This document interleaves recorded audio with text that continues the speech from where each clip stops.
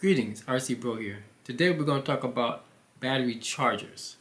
Last week we talked about the different ways to charge your battery, storage charging, balance charging, but today we're going to talk about the equipment you need, the chargers, to be able to use your batteries and get the best out of them and make them last longer.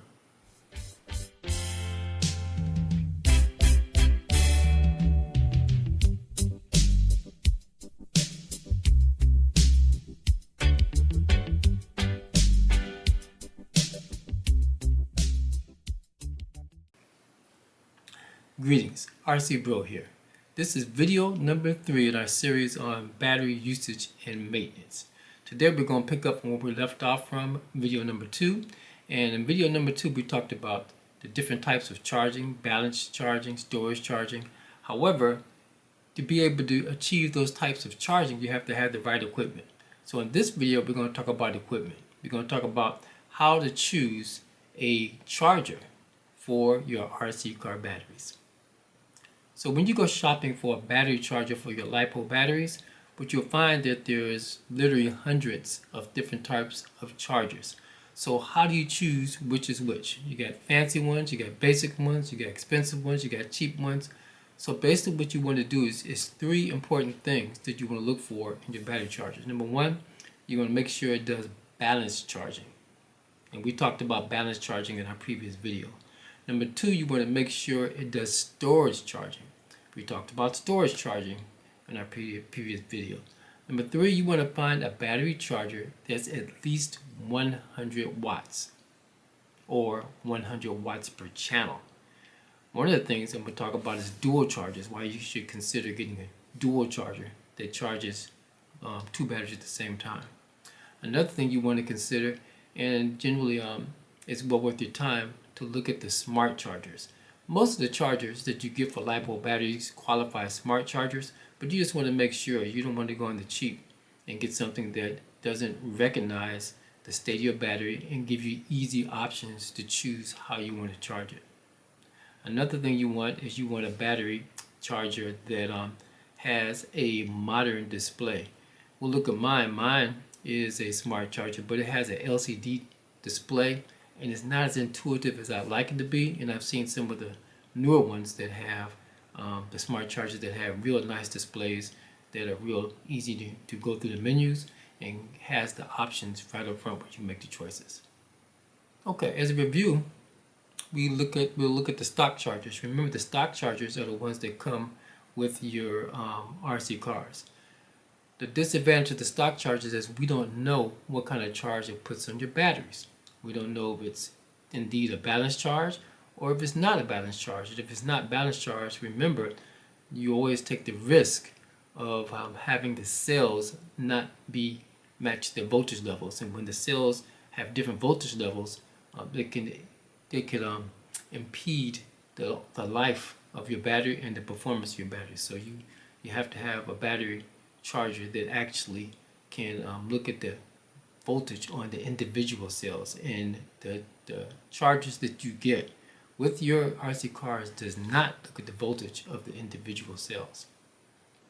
Okay, so we're going to go online and take a look at some of the retailers online and see what choices we have for getting a quality LiPo battery charger. So we're going to start out with Amazon, Amazon.com. And with Amazon, we have the overall pick, which is a 150 watt charger for $56, which seems like a pretty good deal. And it's a single battery charger, so let's make sure the 150 watts is AC, not DC. And that's another thing I want to make sure you understand.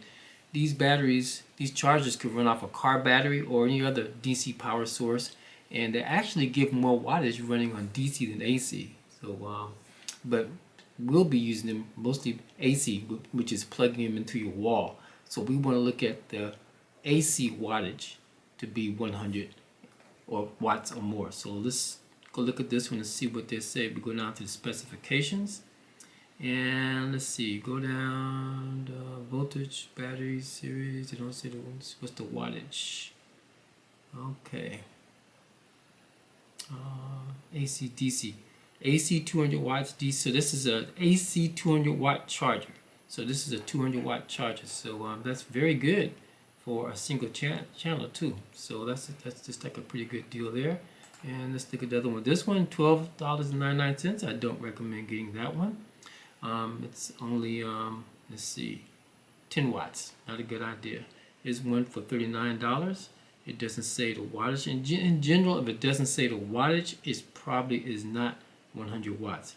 Here's one for $22. It's 15 watts. I'd stay away from that one. And let's see. Here's some down here. $31.39. Doesn't say the wattage. So and sometimes you click on it and look at it. It'll tell you the wattage down in the specifications. Volts, it doesn't even say the wattage. Let's see. So it doesn't say. Okay, so let's keep going. Here's one dual battery charger. It doesn't say the wattage. These don't say the wattage, so just keep on going. Here's one, the Gens. This is a popular one that I've seen on some of the RC car channels. This one is 100 watts and it has a good reputation, so this one is a good option. And what's the price on this one? $46. So that's not bad at all. It's 100 watts. And the interface is not the best interface. It's to kind of have, if you look at the interface, it's LCD, but it works. So you see some here, like this $105 Ivonic. This has a slightly better interface. You see the interface there, it's real clear and backlit, so it's really nice. So now that's Amazon. Okay, so now we're at eBay. So eBay, we come up with some chargers, and the first one is an HTRC dual charger. Okay, for $89. It has a good looking screen. However, it doesn't say the wattage, and a lot of times when it doesn't say the wattage, it may not be what we want. But this one says 200. It says AC 200 watts right here. So this one is a 200 watt dual charger for $89. So that looks interesting, and it looks like it has a nice interface here, a nice colorful interface. So this might be one to consider. Going down, see next to it we see a 10 amp dual charger, but it doesn't say the wattage. And so what's the wattage on this one? Go down to the specs down here. Okay, further down we have more. Okay, so input charge power 150 watts. So that means it's just 75 watts per channel. So that's not, I don't recommend getting that one. Going down further, we see iMARS Dual. That one's DC 300, AC 200 watts. So that's one to consider. Here's another one for $79. This has an AC 150 watts. It's a dual charger, so you don't want to get that one, because if it's a dual charger, you want it to be at least 200 watts. And so get some more down here, and these are so here's a Gens Ace, and this one's a single charger, and it's 100 watts, and it's only $55. So Gens gets a lot of good reviews on some of the RC channels, so that's one you might want to consider as well. So now we're at Banggood.com, and so Banggood, if you're not familiar with it, is basically a Chinese Amazon or eBay. It's discounted, it's targeted toward Americans, and they have a lot of tech stuff, a whole lot of tech gadgets that's pretty interesting, so it's kind of fun to explore. And if you get the newsletter, you get all kinds of stuff there that tempt you to spend more money than you like, because the prices of Banggood are very, very good. It's just the shipping takes a little longer, so you can't be in a hurry. It may take a week or so, or a week to 2 weeks, depending on what you're getting. So Banggood, right out the box, you got one for $105. It's a dual charger. That's 200 watts. And you see it says right at the front, it says AC 200 watts. And this one looks good because it has a nice interface. So this is a HOTA. And so that's one that's worthy of consideration. And it has a video. So you can watch the video on YouTube and they give it a review. And and see what they say about it. And so it might be worth checking out.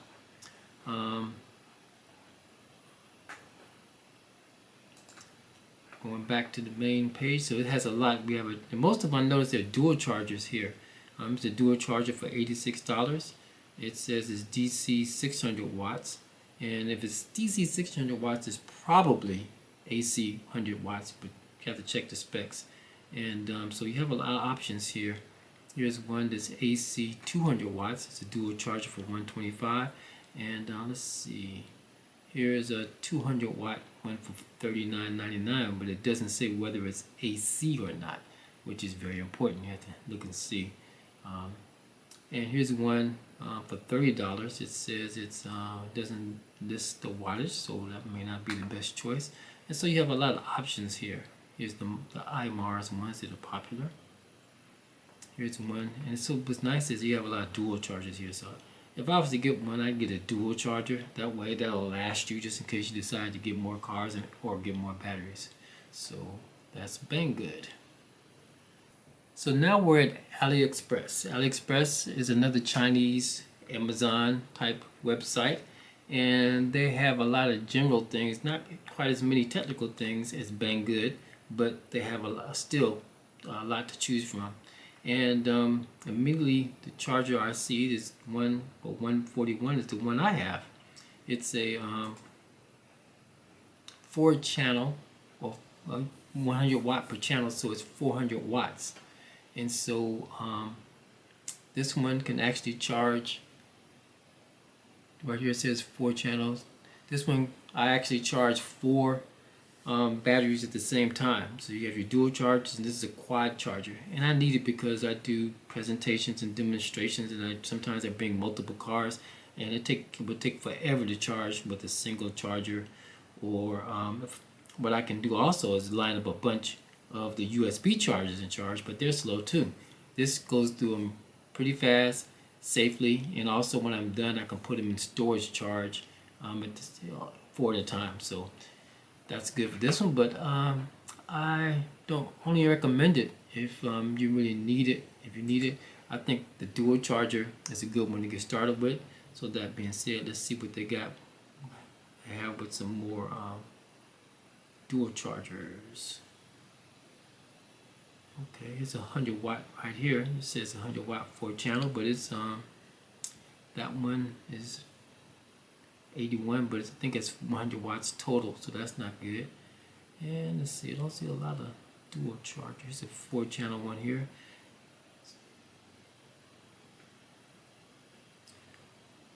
Here's a dual right here for $97. Smart charger.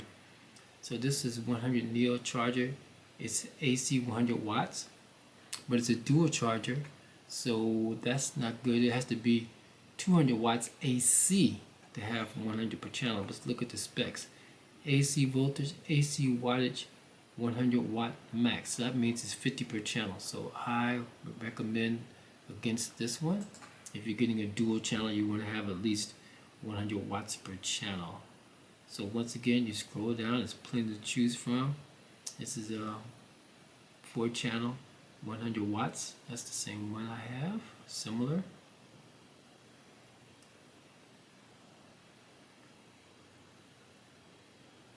So they're not as organized as well as the ones on Banggood, but they're still here. We go to the next page, and actually we can type in dual chargers, 100 watts, DAL. Let's see if that gives us something better. So now, what is this? This is a dual charger, 100 watts. Is it per channel? The AC 100 watts, probably not. So we're not going to look at that one. Let's see. We want to get one that's 100 watts DC. There's 200 watts if it has 2 channels. So you've got to be really careful in checking out the specs so that you get one that that you're looking for. AC 100 watts, DC 250. So let's see how much this one is. AC 100 watts. It's a single charger, so it's not a dual charger. but it may be something to consider. For starters, getting started, you know, at the minimum you want to get a single charger. You just don't want to have to depend on those USB chargers. Okay, so I'm going to do a little demonstration of how I use my charger. I have a Begod CQ34X 100 watts. So this is a quad charger, 4 channels. It can charge 4 batteries at the same time, 1, 2, 3, 4. And it can also store and discharge whatever I need to do with my batteries 4 at a time. So I don't recommend getting a charger like this if you're just getting your first car and you're just going to have a couple. I recommend getting a single or a dual charger. Even though the prices have come down on these, you can still get a very good dual charger with a nicer interface that I have. This interface works fine. However, they have newer ones that have a nicer, colorful interface that's a lot easier to navigate. And so I'm going to give you an example of how I use mine. So I have here a 1000 milliamp hour battery, and it's a 2C battery. So say for example I'm ready to, I think I stored it already. So the last thing I did, you notice here, if you can see the display, they all say storage. And so that's because I recently ran my cars this past weekend and I stored them after I put them in storage voltage after I ran them. So now say I want to charge this one for racing. So basically they come with a lead board. So remember, this is your not lead board, but this is your balance lead, and this is called a balance board, and it has connections for 2S, 3S, 4S, 5X, and 6S. With RC cars, the ones I use, I usually don't go past 3S, but if you get some of the larger cars and the faster cars, you can easily go to 4S and 6S. But I generally stay with the 2S and 3S. So I put this in the 2S slot, and the balance chargers and the smart chargers actually have a connection for your power lead as well. So you connect it up to the balance port, you connect it up to power lead, and now I'm on channel 3. So now it's saying storage. What I can actually do with this is I can actually check the mode to actually check the voltage. So I go program select, and let's see, we're going to go to, it should be battery meter. I'm going to say start here. So now this is showing me my voltage on the 2 cells. It's 2S. So the first one is 3.84. The second one is 3.8. If you remember, 3.8 is the storage voltage. So when I put it in storage, it actually charged this battery to 3.8 volts per cell. So that's showing that. And while I'm at it, I think I'm going to show you a tool where you can do this anywhere. This is a smart battery meter, and I recommend getting this tool so that you can check the voltage in your batteries very easily without having to push a bunch of buttons. This is inexpensive, and basically what you do to check the voltage, you just plug it in like this, and it shows you the total voltage right there. And if I push cell, it shows you the voltage in the cell, 3.84, and that says 1S, that's 3.84 volts there. If I hit it again, it shows the voltage in the second cell. So this is a very, very useful tool. You can check the voltages really fast without having to be plugged in. And so this is, once again, it's a smart battery meter, and you can get this at all the places that we went to, your Amazon, your eBay, and other websites. But back to the subject at hand. So now, when you're doing a lot of batteries, you can actually check this voltage of the cell. So we're going to charge this battery. So we're going to go to balance charge mode. So I'm going to press here. It says program select. I'm going to keep checking LiPo battery. That's the one I want. So I'm going to say start here. So it says LiPo, and it already automatically went to balance charge. So it knows that 9 times out of 10, you're going to want to balance charges. And then it says 2S right there, and it defaulted to 1000 milliamp hours.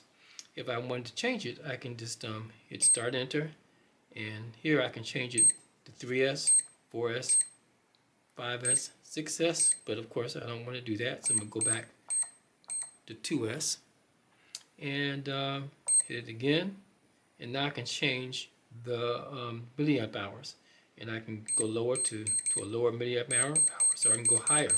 And also it shows the current at the same time, 1000 milliamp hours. And I go to the next step, it goes to the current. You can actually do a fast charge by adding more current than is rated, but that is not safe. Some batteries, and you can figure it out by multiplying it times your C rate with how much fast charge or how much more how much current you can put through it to charge it. But I never do that because that puts too much stress on your battery, and it may not be safe. So when I have 1000 milliamps, I let it go to 1 amp, just like it has here. And then I press start enter. It does a battery check, and I confirm it's 2S and 2 serial. So that's 2S. And so I'm going to do it again. And I just hold it. Battery check. It's 2S. Then confirm. Now it's charging. And so it shows you the battery voltage. And it says BAL balance, LiPo 2S, and the rate 0.9 amps, and it's going to go to 1 amps. But I don't want to charge the battery. I'm going to leave it in storage, so I'm going to stop it. But that's how it works. And you let it go. It gets to the voltage you want, and then it eventually stops. And if you have a dual charger, you can do that at the same time. So like, for example, I have this running on here. I have another battery. This is a 2000 milliamp battery, and this is a Li-ion. So what I would do is put this in here like that, the balance board. And you may have noticed I have this connectors here. That's because this particular charger came with the XT60 connectors, and these are popular in your drones. However, you know that the RC cars use the Dean's connectors, or the T connectors. So I had to buy these adapters. My charger did not come with adapters. These plug out. You may notice that on some chargers they give you a whole bunch of wires, so they probably come with adapters.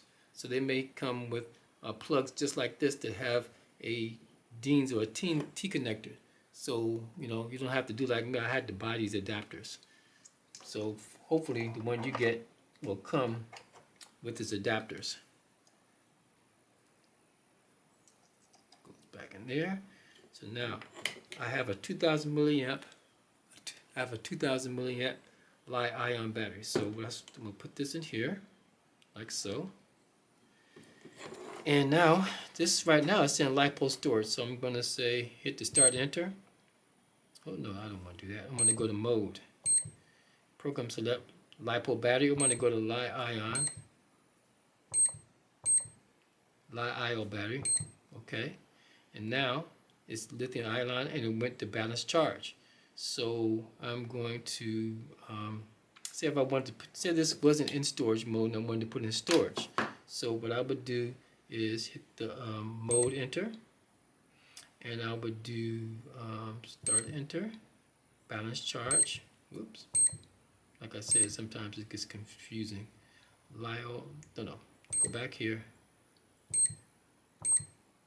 Li-ion, okay. And now I want to go to charge, discharge, storage. So I got Li-ion, storage, 2S, and it's 1300 milliamps. I don't want 1300 milliamps, I want 2000. So, okay, that should be it. Lithium ion, Li-ion, storage, 2S, 2000 milliamp is going to do 2 amps. So I do start, hold it, there's a battery check, and away it goes. So now it's putting in the storage voltage, which it should have already been in. And so that's how it's done. So now we're going to talk a little bit about safety. LiPo batteries have a lot of power, electrical charge, stored in a small package. They're very useful, but they can be potentially dangerous. I'm sure you've heard about cell phones, laptops catching on fire in airplanes and elevators, and what's been on the news lately is your electric bicycle and your hoverboards. They've caught on fire. Well, I've yet to hear of a RC car catching on fire, not to say that it hasn't happened. So we don't want it to happen on our watch. So if we practice some safety procedures, then we can avoid these accidents. So the first thing is, number one, get your charger, use balance charging and use store charging, and that will keep your batteries in a state that's safe. Number two, when using your batteries, it's not unusual for a battery to get warm, especially if it's a warm day. You have a car, you're out there, you're going full throttle most of the time until the battery runs out, and you feel the battery and it may be slightly warm. That's not unusual, or it could be considered normal. Don't charge that battery again till it cools down. For me, I only use my batteries once per run, but if you don't have that many batteries, you might want to run again. Let the battery cool, or if generally your cars have more than one battery, swap batteries, and while you're using it, the other battery will cool, and you can charge. If you're going to do that, you can charge it while the other battery is cooling. When you're done with using your car and your battery, to put that in the storage charge. And also, you want to remember, when you're charging your batteries, you want to keep an eye on them. You don't want to stray too far away from your charger and your battery while it's charging.